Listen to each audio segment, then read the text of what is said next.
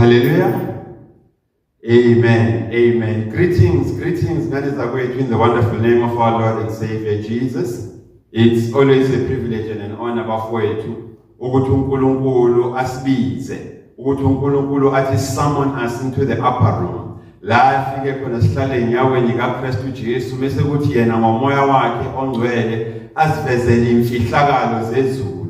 Asivezele imfihlakalo according to Deuteronomy 29:29 ekumele sithi mesi receive uNkulunkulu esambulela zona singayigugushi zigcine kithina. But nathi sizembule sidlulisele kubantwana bethu. Amen. uNkulunkulu muhle ngani zakwethu. God is good all the time. Amen. So namhlanje ke bafowethu we are celebrating ukuvuka kukaKristu Jesu. Amen. We are celebrating ukunqotshwa kwethuna. We are celebrating ukunqotshwa kokufa. Hallelujah. These are the major things that we celebrate namhlanje. Ukuthi sesiyakwazi ukuma phambi kokufa ekade sikusaba all along sithi kufa luphudosi lakho. Hallelujah. Sesikwazi bafowethu ukuthi sikubuhlungu siluze ama-members omndeni and colleagues at work. Sikwazi bafowethu ukukutshela ukufa ukuthi by the way wena ufa you are just a vehicle. Amen. You are just a vehicle that I need in order for me to be in the presence of my Father God. Hallelujah. You are just a vehicle. We moto, we upa kahle kahle. Engiyidingayo ukuthi ingisondeze ingenze ngibe sebukhoneni bukaBaba uNkulunkulu. Hallelujah. Ingako kithina ukufa kithina is again. Hallelujah. Ukufa kithina njengabazalwane abasindisiwe nganzakwethu it is again ngoba sambulelwe ukuthi masisuka la siyakuphi. And siphethe isithembiso bafowethu. Siphethe isithembiso esithi hayi ningawari anginishiyi nodwa kusho uKristu Jesu. Uthi anginishiyi nodwa kodwa nginishiya nomduduzi ongumoya oyingcwele, him the Holy Spirit. Hallelujah. Ruach HaKodesh. Him the Spirit of truth. Ruach Emeth. So asodwa ngani zakwethu but siphethe isithembiso se manifest presence kaNkulunkulu ngokomoya wakhe. Hallelujah. Siya celebrate ke today ngani zakwethu. Si celebrate ukuvuka, si celebrate ukunqotshwa kwethuna. Hallelujah. uNkulunkulu bafowethu muhle. Simbonge uNkulunkulu nange presence yenu bafowethu even online where you chose that you're going to be partaking of the bread that uNkulunkulu has preordained for the sanctuary to break together with you. Hallelujah. Amen. Now, as God's Sanctuary Family Church, sitting in the upper room, devoting upon the Word of God as to what is it, Lord, that we need to share today on this special day, aka Sunday. Hallelujah. What is it that we need to share with your people in celebration of Inhlekelele, in celebration of the miracle that happened Espambanweni, that happened today? Hallelujah. This is what we were doing bafowethu sihleze enyaweni kaKristu Jesu. Sibuza ukuthi that day is at hand.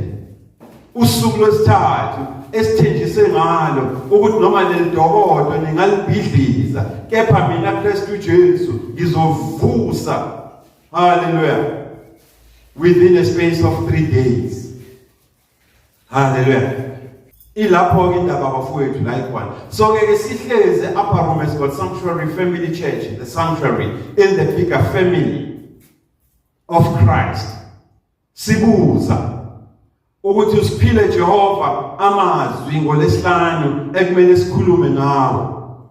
Wathi ake sishintshe i-order yezinto this time around kube yithina esiphathisayo, siphathisa uKristu Jesu izimo zempilo esibhekene nayo nezono zethu. Sikhale kuyena desperately so. Sikhale kuye with an admission of guilt, isazela nokuthi singaboni. Mase simcela sithi Nkosi uJesu uzongikhumbule mawufika embusweni wakho, ngoba siyabhuka nabafowethu, sibhuka ispace, sibhuka indawo in the mind of Christ, sazi ukuthi in a space of 3 days uzobe ngabakhuphuki aye kubaba uNkulunkulu ezulwini. Kodwa uzobe ehlile waya inshiyolo, waya kuphi ethuneni, athi mefika ethuneni aphinda angene ngaphansi kwethuna abafowethu aye in a place called hell and hate. Hallelujah. Afike khona alishumayele leli vangeli. Hallelujah. Afike alishumayele even nalabo usathana ebantshontshile. Afike abashumayele uKristu Jesu. Mase kuthi ngosuku lesithathu the power of the Spirit of God within him ibuye izothi quicken the very body bafowethu ebingwatshiwe ethuneni. Hallelujah. Ithunela themo Joseph of Arimathea. Ngamafishane ithuna elaliloniwe, elalibolekiwe, kuyithuna lomzuzwana. Kuhle lokuthi sikusho ukuthi ithuna lalibolekiwe kahle kahle bangelwane lakhe. It was a borrowed tomb. So yonke into eyenzeka in a borrowed tomb into yomzuzwana ngoba ufune kuphume. Hallelujah. Before you own up yona edemanda ukuthi kuphume. Hallelujah. So ke namhlanje sihleze egunjini eliphezulu bafowethu silungiselela for the Sunday community Passover service la esanctuary. Nkulunkulu impressile very deep in our spirit. Nkulunkulu impresses something very deep in our spirit. Athe kumele siresponde kuyona. Nkulunkulu uthi today God Sanctuary Family Church. Nkulunkulu uthi today Pastor Twala, you must respond to the 3 days, 3 nights Christian dilemma. Hallelujah. This is what uNkulunkulu wants us to respond to namhlanje. Hallelujah. Umoya lapha encwadini kaMatthew 12 uya ku verse 40. Iphinde futhi yofakazela incwadi kaJona chapter 1 ubuku verse 17. Siyambona la uKristu Jesu equota iscripture sikaJona. Siyambona uKristu Jesu equota i-event isehlakalo esehlakala kuJona. Uthi for as Jonah was in the belly of a big fish 3 days and 3 nights, so shall the Son of Man be in the heart of the earth. Now, uNkulunkulu uthi kuleli Pasika ka 2026, God Sanctuary Family Church, your special assignment engimnika yona ukuthi ningaze livalwe leli Pasika. Ningayichazanga lento ka 3 days and 3 nights. Lingaze livalwe iPasika. Bahamba abantu bagoduke kodwa benembuzo nokungaqondi kahle about 3 days and 3 nights. Hallelujah. Ngoba uNkulunkulu uthi iyona area le ukuthi noma singajabula, ukujabula kwethu kube uhafu.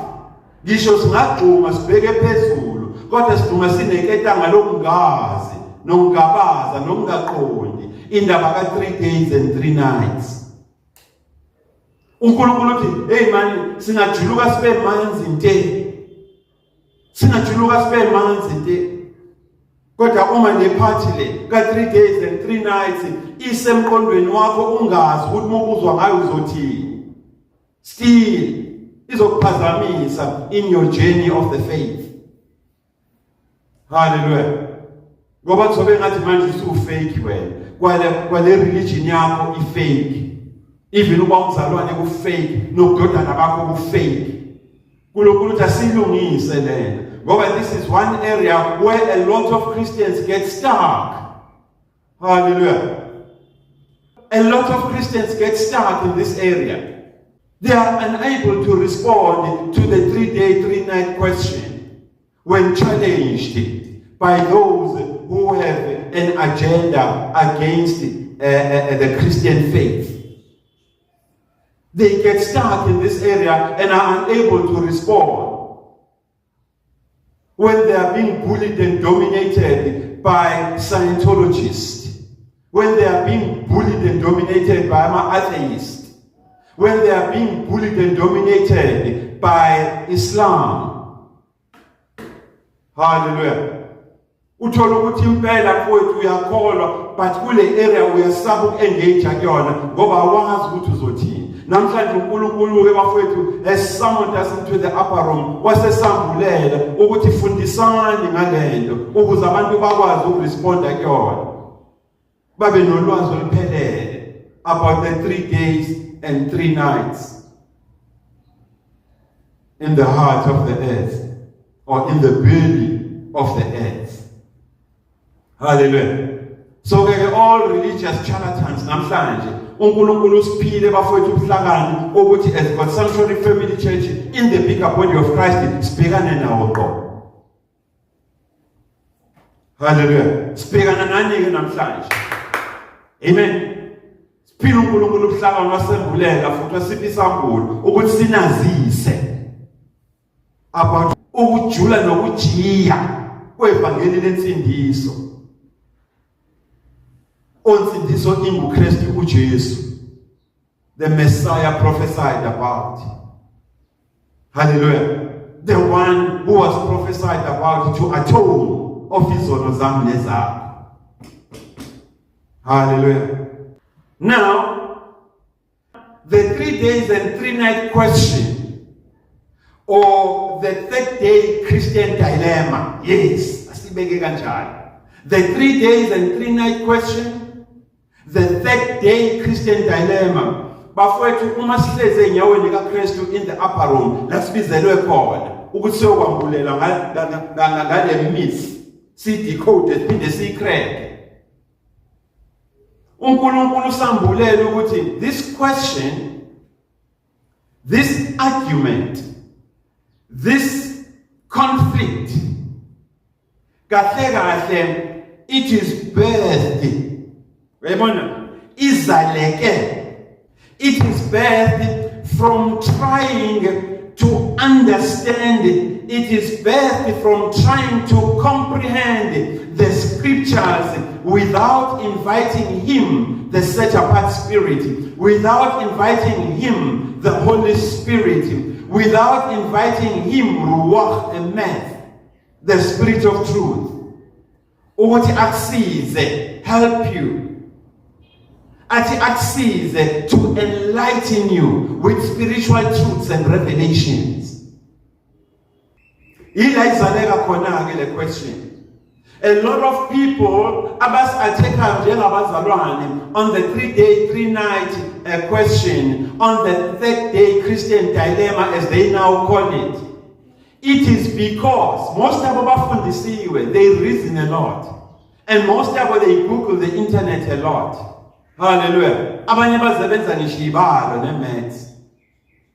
Amen. Now they base their argument on their natural understanding, their natural comprehension of the scriptures, without inviting umema umoya ingcwele ukuthi abasize abakhanyise aphinde abakhanyisele ukuthi uthini uNkulunkulu ezwini lakhe. Ingakho ke 1 Corinthians chapter 2 ufishatha lapha ku verse 4 uyasikhumbuza ukuthi the natural man, umuntu ngokwemvelo yakhe, does not understand the things of the Spirit of God. Akayiqondi izinto zikamoya kaNkulunkulu ngoba kuyena ziwubuwula, they are foolishness. Neither does he comprehend them. Futhi akayiqondisisi, azembuleki kuye. ngoba they are spiritually discerned. Kufuneke operate ngobizo oluphakemeyo ukuze ukwazi ukuyiqonda izinto zakamoya. Otherwise uyolokhu wasebenzisa imvelo yakho ukatheka ama scriptures, which is what is happening. Hence we've been summoned into the upper room by him, the Spirit of truth, ukuthi sizoyicacisa lento. Hallelujah. The 3-day 3-night question, or the 3rd day Christian dilemma engachazeki. Hallelujah. Namhlanje ke uNkulunkulu uyakwambulela usambulele thina la sanctuary ukuthi size sizoyichaza le. Ukuze ungaphinde okholweni lakho uthi ujabula kodwa kube no 30% okuphazamisayo ejabuleni kwakho. Namhlanje uNkulunkulu ufuna ukuphelelisa injabulo yensindiso yakho, the glory of your salvation. Now sihlezi ke bafowethu egunjini eliphezulu senyaweni kaKristu Jesu, siyafundiswa, siyavuma nokufundiseka. Uyakhuluma uMoya Oyingcwele kithi uthi thele jamba hethu lalelani.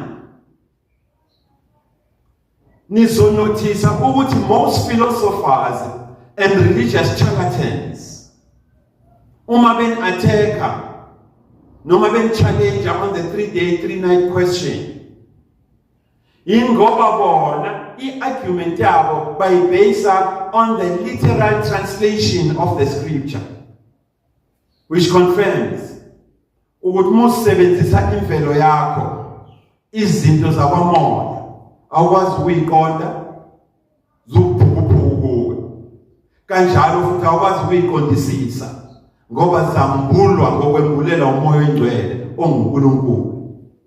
So they do a literal translation and a literal interpretation of the time and the language of scripture as they understand it born today.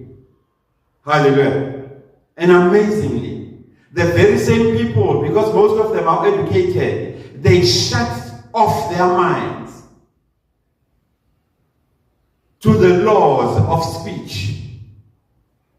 Hallelujah. Remember when you were young, you were taught ukuthi umuntu mekhuluma, when you receive the message umuntu ayikhulumayo through the voice yakhe, mase uyayikhoda uyise kwi-cognition, uyise endaweni yomqondo la ifika iprocesswe khona ukuze yenze sense kuwena. Then must we process it, must we respond. Amen. These people, they've been taught that, and they know even more than we do know in that area. They also know the figures of speech for that matter. They know our metaphor. They know our similitudes. They know our hyperboles. But in this area of the 3 days, 3 nights, or the 3rd day, they create a dilemma for abazalwane, taking advantage of uvalo longazi kwabo. Hallelujah.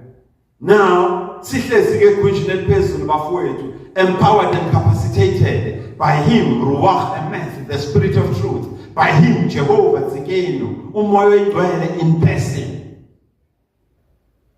We, as students of him, the Holy Spirit,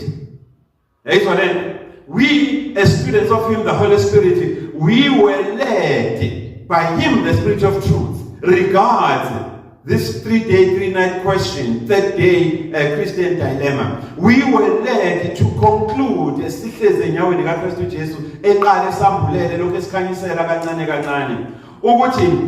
contradiction, lomsindo okhona, regards the 3-day, 3-night question, the 3rd day dilemma, who exist only, lomsindo exist only because of what the people abas challenge impose on the text of the scripture. If there was nothing that they were imposing on the text of the scripture, there wouldn't be this noise. Kodwa ngenxa yezinto abayimposayo based on imvelo yabo, abacabanga ukuthi bangayisebenzisa ukuqonda nokuqondisisa into zakwamoya. Now we are in this situation, but we bless God ngoba uNkulunkulu esimkhonzayo is a jealous God.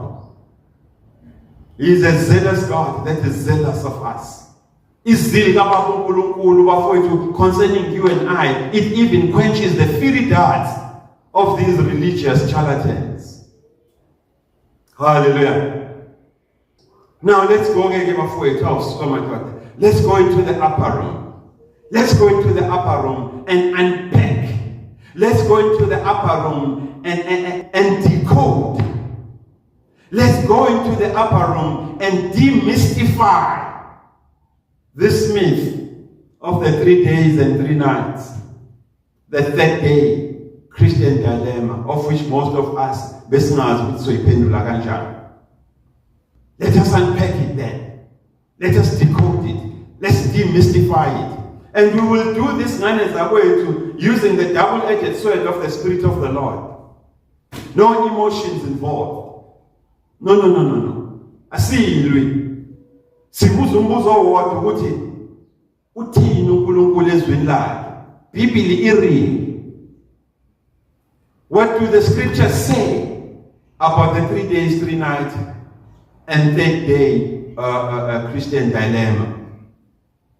Sibiza dilemma because most of us don't know how to respond to it. But to us, it is not a dilemma anymore. Hallelujah. So we will unpack it without emotion. We will unpack it without fear. We will unpack it without favor. And we will unpack it without prejudice. Hallelujah. It will just be plain scriptural truths. Plain scriptural revelations. Hallelujah. Number 1. What did the 3 day, 3 nights, that day communication mean?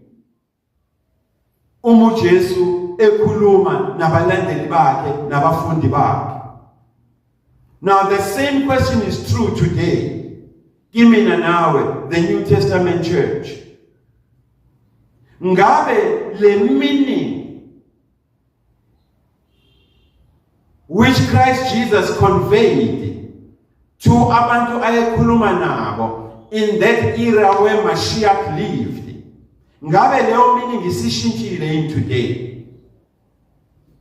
Hallelujah. Has that meaning changed? Has it changed for us in the 21st century? Did it change in the 20th century? If Christ Jesus speaks, the Son of Man will be killed, he will be crucified, but on the third day he will rise again. Has that meaning changed today? Do we need to rewrite the scriptures so that we can add a day, at least a full day, and change ukuvuka Christ Jesus kube on the 4th day? In terms of our understanding of time today. Is that what you want us to do? Or is that what we ought to do? No. Scriptures are inspired of God. Scriptures. Hallelujah. No natural man in his right senses can write something which is called the sin. If you are able to be captured by him, the supernatural Spirit of God, then the natural, which is you, it gives way, and you are able to speak that which uNkulunkulu wants to convey to his people, even if it's shy when Pastor Twali, even if it's shy when Pastor T, but you cannot change it just to cushion yourself. And that tells you, whomsoever God used in the writing of scriptures, those people gave way of their naturalness for the supernatural power of him, the Holy Spirit, to take over. Hence the inspiration and the scriptures that are able to attack even the writer himself or herself. Hallelujah. Ake sihlole bafowethu. Ake siqale nje ngokuyiletha ekhaya lesisondeze eduze. Let's start by bringing it home first. Let us engage bazalwane at a candid level. I'm going to engage you, hallelujah, even online now. I would love you to respond in this engagement. Amen. So we will engage casually, we will engage candidly so that sikwazi ukuthi reason together, which is what God requires of us when we've received Christ as our Lord and Savior. uNkulunkulu invites us to reason with Him. Amen. So let us reason then. Let's not be diplomatic. Let's not try and come out with answers that are for rocket scientists. No. Let's not be philosophical. Hallelujah. Let's just reason as natural human beings, God, so that we was engage at the level of our higher calling, where Him, the Spirit of Truth, Ruach Hamed, Holy Spirit, Ruach HaKodesh, will guide and lead us into deeper revelation regards the Lord's seed about the third day and the 3 nights, the 3 days and 3 nights. Hallelujah. Now, umbuzo wami wokuqala to try and make you understand this question is, if I were to ask you, or if you were to ask me as Pastor Twala, or would Pastor Twala, how many days a week do you work? How many days a week do you go to school? If when you are a student, how many days a week do you go to school? It's obvious, bafowethu. The answer yami is over 5 days. Hallelujah. Ngiye 17 for 5 days mfowethu. Omunye uya for 6 days. Ngiya esikolweni for 5 days. Oh, all right.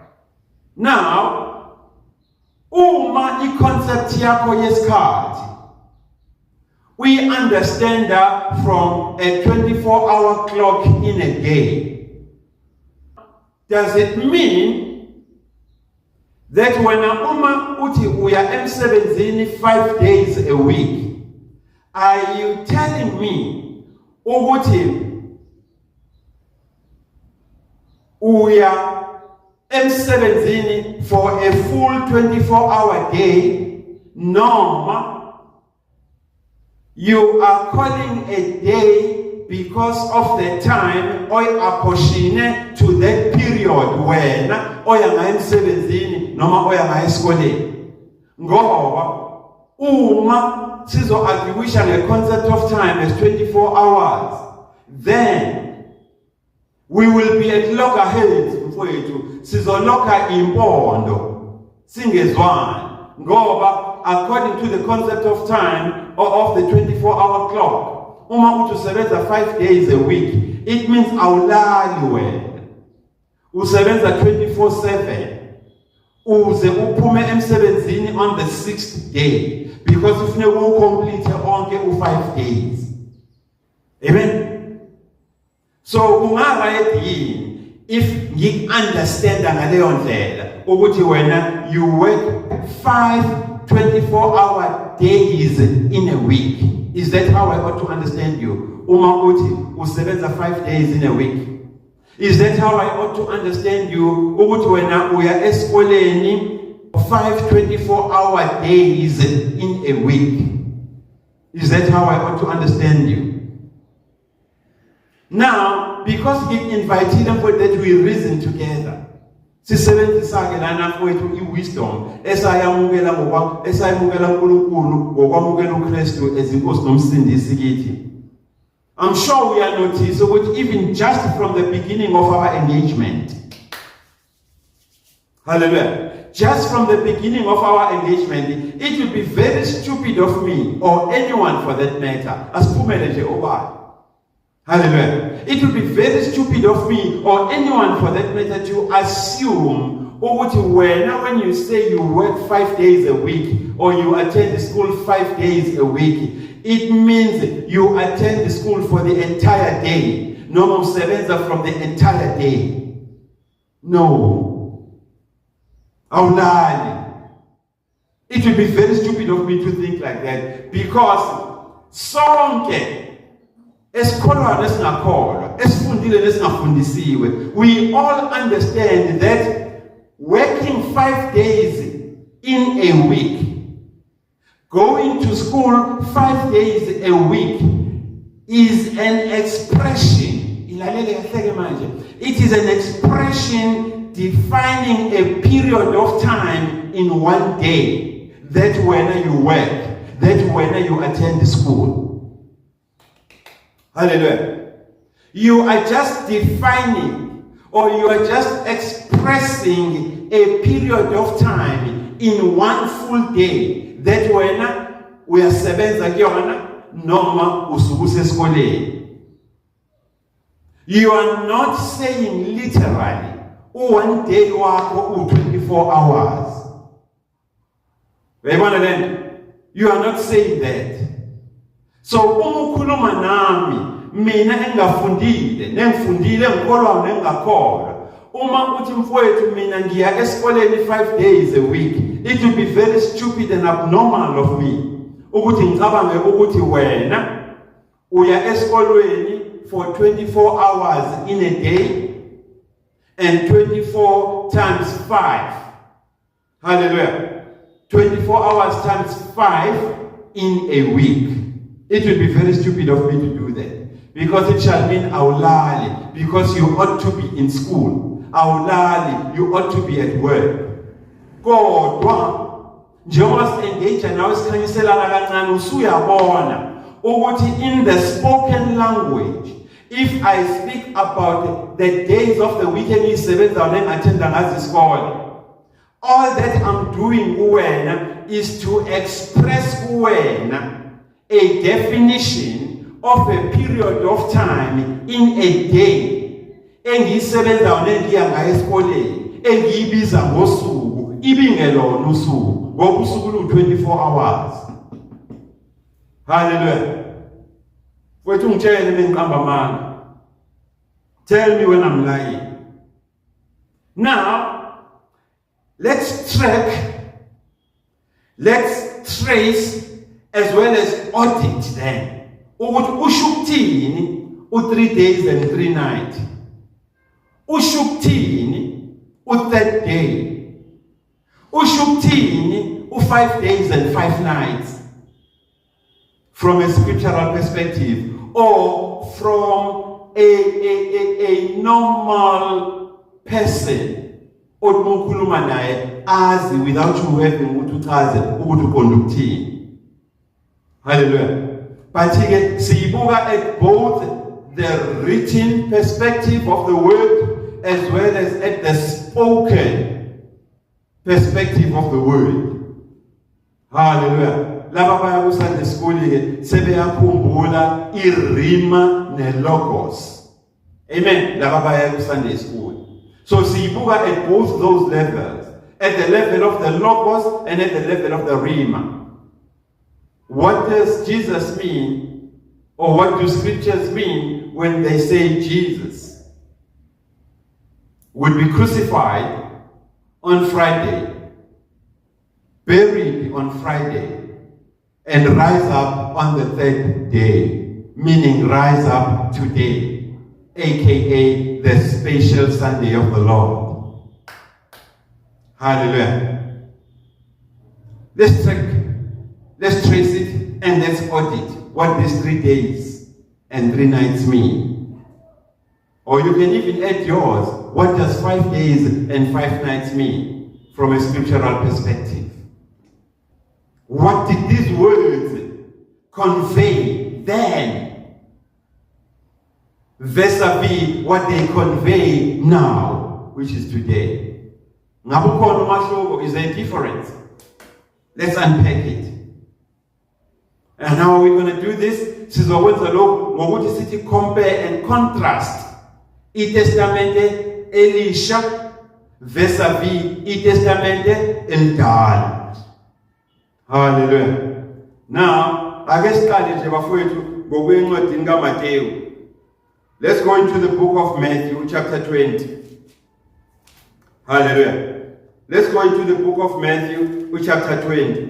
All the Gospels, by the way, they speak from Matthew, Mark, Luke, and John. All the Gospels, they speak about Christ being in the tomb for 3 days and on the 3rd day rising up or resurrecting. Hallelujah. Now, I guess in Matthew chapter 20, sibuke lapha verse 17. Hallelujah. Sibuke verse 17. Now, to make it easier for you to understand, la sibuka uKristu when he predicts his death and resurrection. Hallelujah. Christ here is predicting his death and resurrection. And we are going to test if for 3 days and 3 nights literally means 72 hours. Hallelujah. So test that all. And then Mr. Saibuza, but if it literally meant 72 hours, why then Christian Ashongo on the 4th day? Hallelujah. Now, I guess we understand there again. Verse 17. Verse 17, now, this is Christ Jesus predicting his death and resurrection. This is for the 3rd time. There's a lot of scriptures. But I'm just using those that have got a little bit of a punch to clear it for you in your mind. Now Jesus, going up to Jerusalem, took the 12 disciples aside on the road and said to them, "Behold, we are going up to Jerusalem." Siyakhuphuka se Jerusalem. Lapho indodana yomuntu izokhashelwa khona. He will be betrayed to the chief priest and to the scribes, meaning the religious governors of the time. He will be betrayed to them, and they, the religious governors of the time, will condemn him to death and deliver him to the Gentiles to mock and to scourge and crucify him. But lalela, the 3rd day, the Son of Man will rise again. Now, if the literal meaning of 3 days is a 24-hour day, then it means it's a lie that Christ would rise on the 3rd day, because he must complete the 24-hour clock in a day, and therefore he can only rise on the 4th day. But if we are inviting him, the Spirit of truth, to help us understand and comprehend the things of the Spirit, so that they are not foolishness unto us, because they are spiritually discerned, then we will understand from 3 days and 3 nights from the perspective of the audience and the message that Christ Jesus was conveying to his people, including you and me. Christ Jesus has said, and the 3rd day, he will rise again. And this is what esibambelele kuyo lesikholelwa kuyo thina. Ngoba uNkulunkulu is not a son of man that he can lie. Neither is God a man that he can change his mind and say, "I made a mistake." Jehovah, by your Spirit, what do you mean when you say Christ Jesus will rise again on the 3rd day? Hallelujah. Now, also, Matthew chapter 27, we are verse 62 and 66. La Sibona, the religious governors of the time, the chief priests, the Pharisees, amen, and the scribes of the time. Zivizitabani Pontius Pilate, the government of the time, the political government of the time, or the dynasty of the time, trenches, a scripture. Amen. Sibona, the religious governors of the time, the Pharisees, the high priests of the time and the scribes, bayonqonqozela ugovernment, upresident wedynasty yangaleso sikhathi. Hallelujah. uPontius Pilate, uPilato, bayokumcela ukuthi lalela government, kunento la esifuna ukuyivimba ukuthi ingenzeki, ngoba labakhohlisi abayibiza ngamaKristu kungenzeka bayethuneni likaKristu Jesu bayovala ihlazo lamanga uKristu Jesu awaqambile ukuthi uzovuka ngosuku lesithathu. Sicela usinike permission ke then ngokuthi uapprove and stamp it with your signet ring, ukuthi ubeke isecurity, ubeke ugadi that will secure the tomb of Christ Jesus up until the third day. And none of them has a concept of time of a 24-hour clock. Bonke bastika to that which Christ said, although they call it a lie. Hallelujah. Sicela usinike ugadi. Kungani bangathi sinike ugadi ozogada up until the fourth day? Ahambe ngosuku lesi-4, agadi Friday, agadi Saturday, agadi Sunday, then mese ukuthi on Monday ahambe. They are considering Sunday the third day or the first day of the week as the day la kuzofuneka ku-expire khona ama-services ka-security, ku-expire khona ama-services kagadi wethuna likaKristu Jesu. Kungani? Has that meaning which Christ conveyed about the third day changed for the 21st century church, for the 20th century church? Why should it be? God is not man that he can lie, neither is he a son of man that he can change his mind and say, I made a mistake. Hallelujah. Now, verse 62, verse 66. Scripture says, on the next day, which followed the day of preparation, the chief priest, angithi ngokwesikhathi sikaMashiach, abanye basakwenza namhlanje, Muslims still do it. On the day oshone ngalo, isidumbu besiprepare.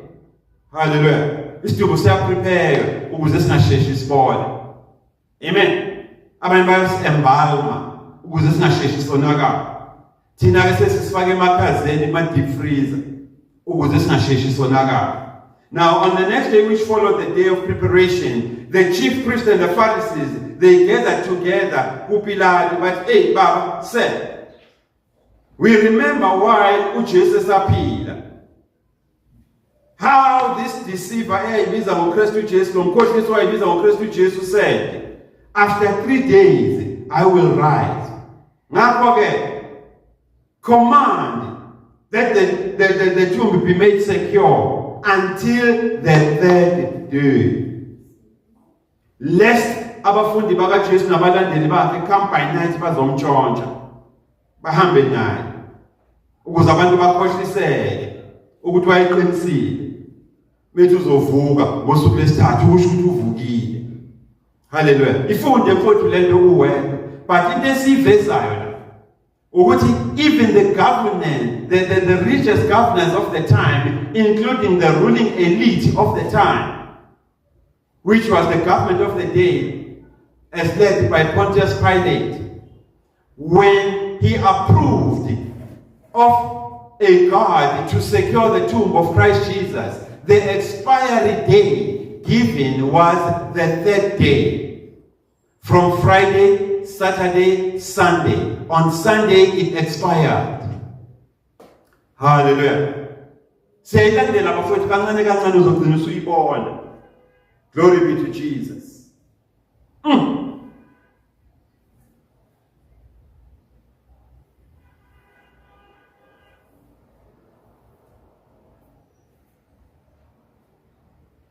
Now,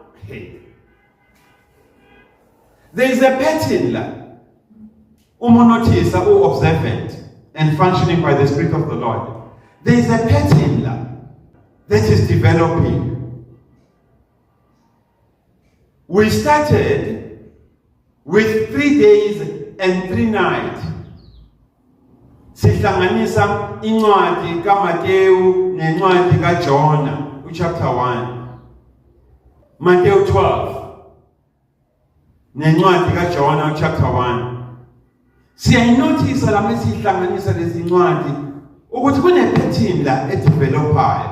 Kune-pattern elokhu iyiveza iya ngokuyicacisa. It started go 3 days and 3 nights in the heart of the earth.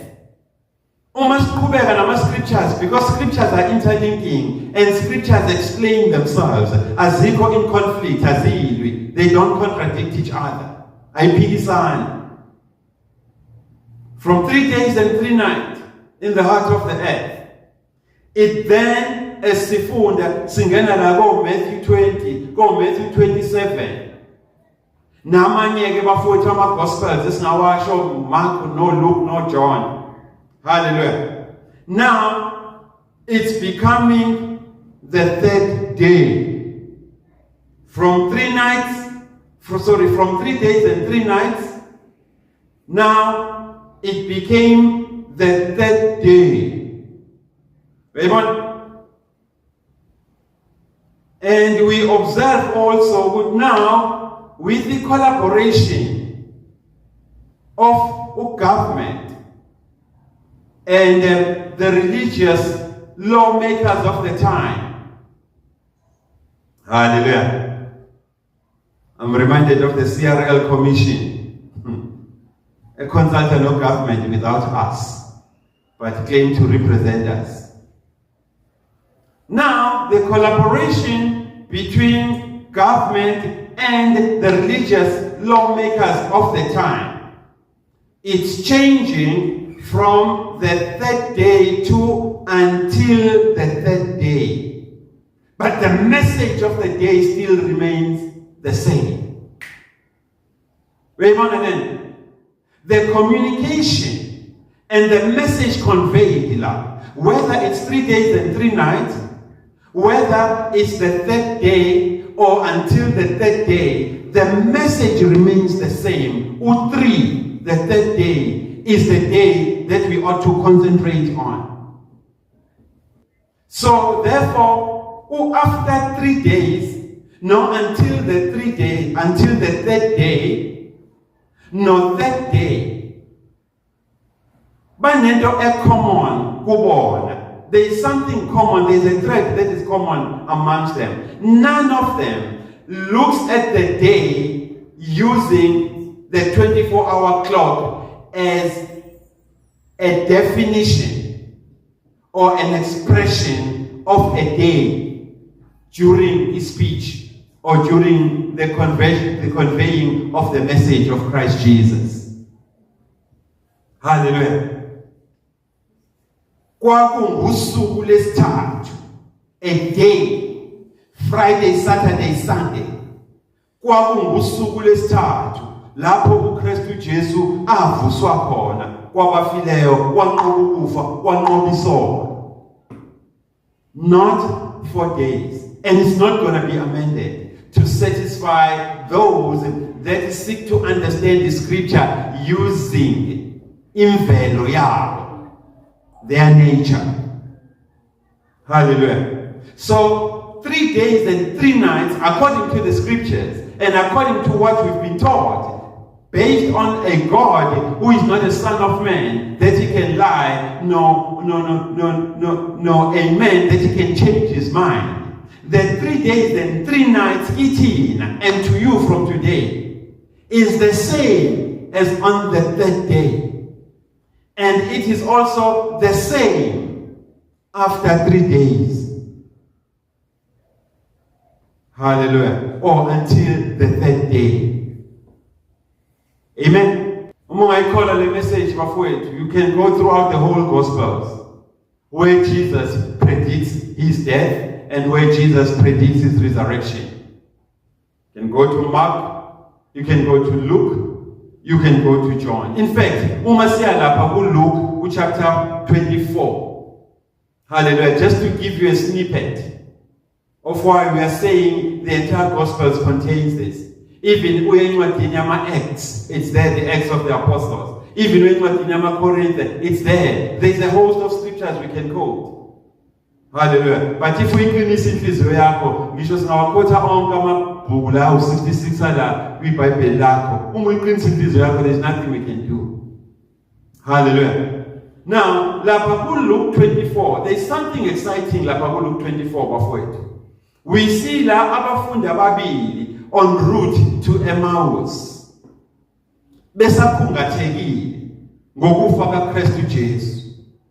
Bephethe isambulo ne-prophetic yokuthi after 3 days mina ngibulewe being crucified as Kristu Jesu, I will rise on the 3rd day. Hallelujah. Now, bayakhuluma unaware uJesu esevukile kuyisonto the 3rd day abajoyine ahambisane kanye nabo elalela ingxoxo yabo ebabuza ukuthi kwenze njani na shaya inguyazane nje kwenze njani. You don't look very free. It's like nithukizanya nihambe niqalaza. It's like there's danger following you. Mabona yebo uvela lapho wena ongayazi inhlekelele yenzekile la in Jerusalem la kubulawa khona inkosi yethu. And today is the 3rd day. Jobusibona nje sihamba. It's the 3rd day since lesizinto senzakele. And why shilo yena wathi on the 3rd day uzobuya abe kanye nathi. And lalela uKristu Jesu ovukile on the 3rd day ukuthi uthini lapha kuLuka chapter 24 uma uya lapha ku verse 44. Hallelujah. Lalela ukuthi uLuka uthini lapha on the road to Emmaus uzoyifunda wena uwedwa ekhaya, but thina si interested lapha ku verse 44. Hallelujah. uJesu mephendula as he appeared to abafundi. Amen. Now uthi uJesu ubona ke labafundi laba abawu2 abaye Emmaus. Remember the words which I spoke to you while I was still alive. Khuluma la uJesu who was risen on the 3rd day. Uyabakhumbuza ukuthi niyawakhumbula na amagama engawakhuluma kini while ngisesenyameni ngiphila kanye nani. Niyawakhumbula lawo magama ayethi all things must be fulfilled which were written in the law of Moses and in the prophets and the Psalms concerning mina. Asikhulumi ngoMahomet, asikhulumi ngoShembe, asikhulumi ngoModise, asikhulumi nangabanye onkulunkulu abafamous abadumile enibazini. The scripture is saying all things must be fulfilled which were written in the law of Moses and the prophets and the Psalms concerning me. Meqeda ukusho lo uJesu, he opened the eyes of their understanding. Wavula amehlo kamoya nokuqonda kwabo ukuze baqondisise imibhalo, that they may comprehend the scriptures. Hallelujah. This is the 3rd day and people are walking to Emmaus and Christ joins them live en route to Emmaus. Bengambo afika igcwalisa 3rd day at here I am. Meqeda ukugcwalisa bese vula ingqondo yabo yokuqonda namehlo kamoya ukuthi baqondisise imbali engcwele. Hallelujah. And this is exactly what ought to happen with you today as uNkulunkulu esinikele assignment yokucacisa about the 3rd day, on the 3rd day, till the 3rd day. Ukuze ube nokwazi ukuphelele nokuqonda ukuphelele ukuthi uthini uNkulunkulu ebandleni lakhe. Sithwinyiwe ke nathi ngenza kwethu. you, we've been sent as God's Sanctuary Family Church. I've been sent as Pastor Nati Twala from the sanctuary on this Passover service of 2026. Mthunyiwe ukuthi ngikwambulele ngikuvezele the true Christ. Yayizolena ngikwambulele ngiphinde ngikuvezele the true Christ. Ukuze the eyes of your spirit be opened, the eyes of your spirit zivuleke, so that you may understand as well as comprehend the scriptures. Ukuze uqonde futhi uqondisise imbali engcwele. So all I'm asking of you today, and all we are asking of you today as a sanctuary, ukuthi umuyizwa lentshumayelo, usizwa lesisifundiso mfowethu, uvume, ungalwi naso, usebenzise inyama yakho. Hallelujah. Usebenzise imvelo yakho, ungalwi. Ungalwi mfowethu. Ungalwi nensindiso. Umisifikile. Ungafanele silelesi lesi esamokha uKristu Jesu sadelela sakhombisa indelelo nokweyisa uKristu Jesu siphambanweni sithi ume uJesu akayisindisi ngani then bese naso siya benefita sisindiswe. Ungafani naso. When your salvation is at hand, don't lose that opportunity. Lose that occasion of your salvation. Umesefikile uMesiya. Uma esefikile umsindisi umnini wensindiso yakho, vuma, ungalwi naye. Hallelujah. Hey mfowethu, uyazi ngikhumbula incwadi la kaJohn ngokaJohane chapter 2 umoya lapha verse 19 to 21. La uKristu Jesu khona uma ekhuluma ngani ngokufa lokuvuka kwakhe, esebenzisa isibonelo la sethempeli elakhiwa 46 ekwathatha 46 years ukulakha. 46 years ukulakha. uKristu Jesu uthi yabona le thempeli, I can destroy it mina le thempeli okwathatha 46 years ukulakha, and in a space of 3 days ngilakhe mina ngiliqede. Hallelujah. I can raise this temple that was built that took you 46 years to build. I can destroy it and raise it in 3 days time. Still la ngizama ukuveza leyo part yokuthi 3 days bafowethu is the formula. 3 days is the formula used in expressing the resurrection kaKristu Jesu empilweni yakho nempilo yami. Hallelujah. Pastor T, when you started God's Sanctuary Family Church, when you started, you said you were going to decode, you were going to unpack, you were going to demystify this myth of 3 days and 3 nights, the third day till the third day, even using the Testament elidala. Wathula nje manje. Lithini iTestament elidala ngalo 3 days? Lithini iTestament elidala ngo 3rd day? Lithini iTestament elidala go until the 3rd day? Hallelujah. Mfowethu elokukhumbuza ngani yakwethu. Elokukhumbuza mfowethu i-event, a spiritual event esencwadini kaEsther chapter 4 no chapter 5. Yamkhumbula uEsther umalume wakhe kwakuMordekhai bese kuthunjweni. Hallelujah. Cela ukukhumbuza ngayo ke bafowethu leyo ncwadi, incwadi kaEsther chapter 4. Hallelujah. No chapter 5. Wena somsebenzisa to reveal kuwena, to make it known, kwazisa ngemfihlakalo nesambulo esibekwe lapha ku day 3. Hallelujah.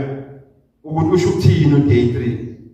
Now maybe let me give this book to you in context, because we understand. La bafowethu sibona usisi la uEsther, umalume wakho okungoMordekhai.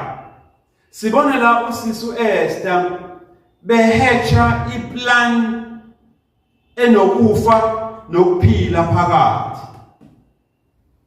And the plan le injongo yayo ukuthi isave the Yasharel, the upright, the Israel of God. Bese kudingiswe. Hallelujah. And uEsther decides ukuthi no, I can carry this plan through.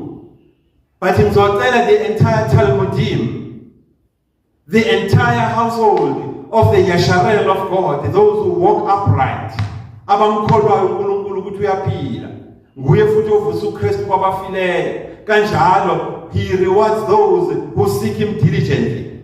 Ngizocela nganizakwethu ukuthi ningikhave la, nami with my mates ngizoba kanye nani. Ngicela ningikhave nge-fasting and prayer for 3 days. Hallelujah. Ngiyacela, stand with me in the gap. Ningikhave bafowethu nge-fast ka 3 days. Na yes, i-assignment enginayo inzima, inokufa nokuphila phakathi ngokomthetho. Ufuna ukwenzani? No, ngifuna ukungena in the inner circle of the inner court of the royal palace, la inkosi ibusa khona. But I'm going to go there without the invite, without his memo. Hallelujah. I'm going to go there without his memo. I'll go there without an invitation. But I want to enter the king's inner court. Ufuna uyenterisha nini? I want to enter it on the 3rd day. Kanjani sekuze ihlakaniphe? Ngoba uthi asikhave in fasting and prayer for 3 days. Then it means ufuna kungene kwi-court on the 4th day. Hallelujah. But Esther will enter the inner circle of the court of the royal palace on the 3rd day. And ucela fast and prayer for 3 days. Hallelujah. Man, let's just understand the bafowethu scripture. Senza umqondo kithina. Singafathuzi. Hallelujah. Singafathuzi. Kuyangena.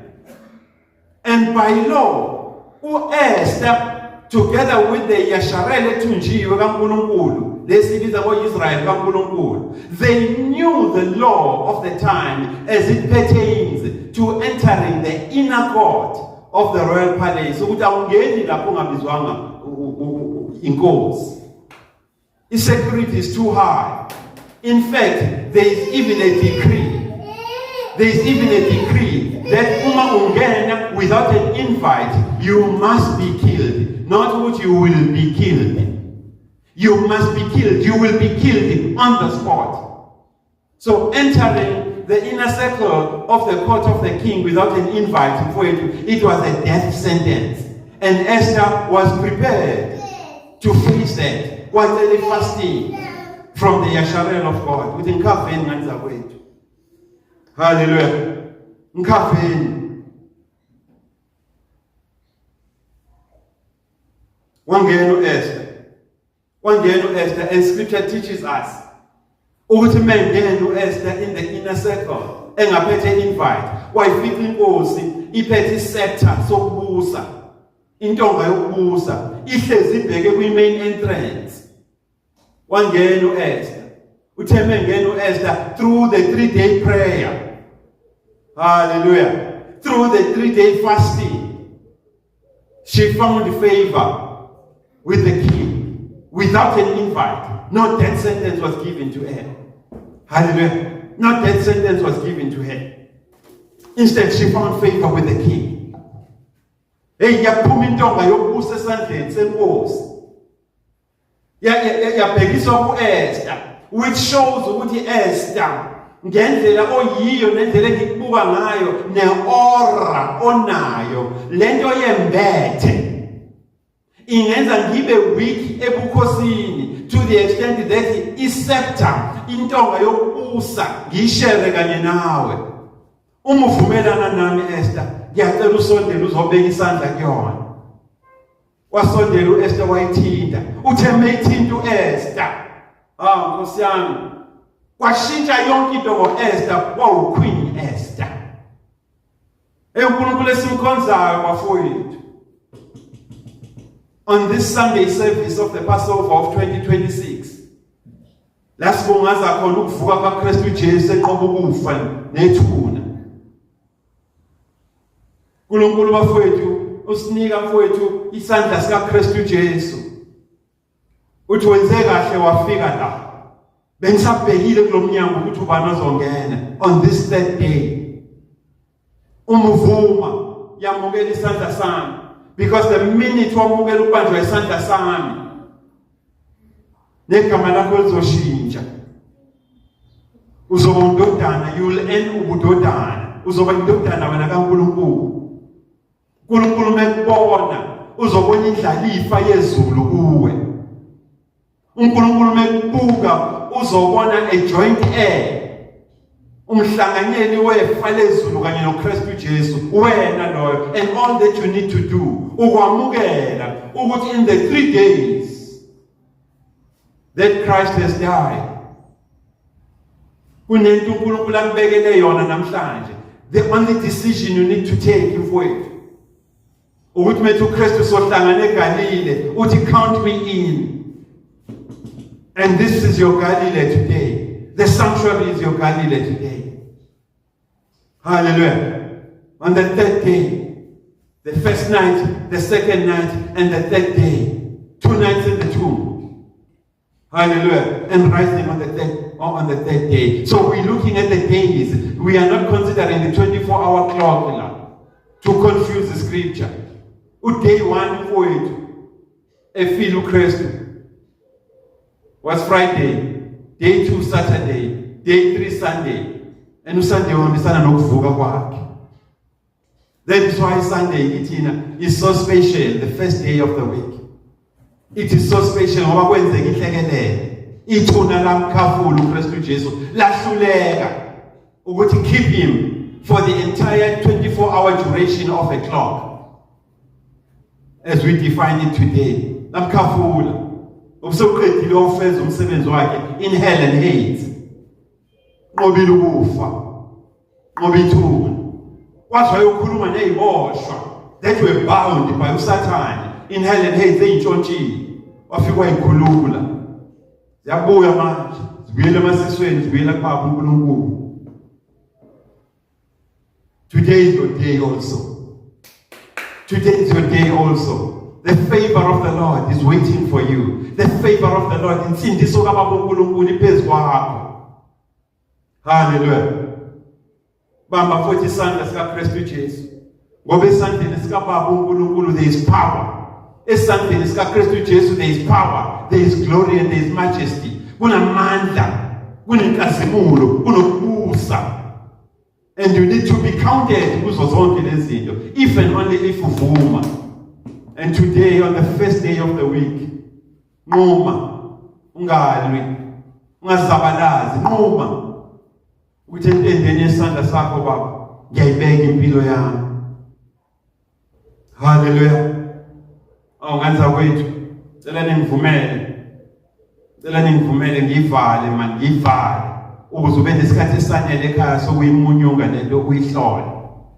Cela ungivumele ukuthi nami ngilingisele uPaul lapho ku 1 Corinthians chapter 15 verses 3 to 4. Hallelujah. Cela ungivumele man ngilingisele uPaul lapho ku 1 Corinthians chapter 15 verses 3 to 4. La njengoPaul ngithi nami ngize lapha nami njengoPaul bafowethu ngithunyiwe uBaba uNkulunkulu. Ngivumeleni ngithi I am here kinina to deliver first of all that which nami I have received. Uma ngamukela uKristu njengenkosi nomsindisi. I am here to make known to you. I'm here to make known to you that which was also imparted in me by him The Spirit of truth. Jehovah's again. Ruach Emeth. Ruach HaKodesh. Hallelujah. I'm here to impart that in. Angifuna ukuba yi-starring. Kube mina ngedwe nginolwazi lezinto. Yet uNkulunkulu according to Deuteronomy 29:29 uthi mengambulela kumele ngithi share lezo zambulo nabantwana bami including the church. Ngabi starring be celebrity pastor. Hallelujah. So I'm here to impart even in that also which was imparted to me by him, the Spirit of truth. What is it that I'm here to impart in abafowethu? I'm here to impart in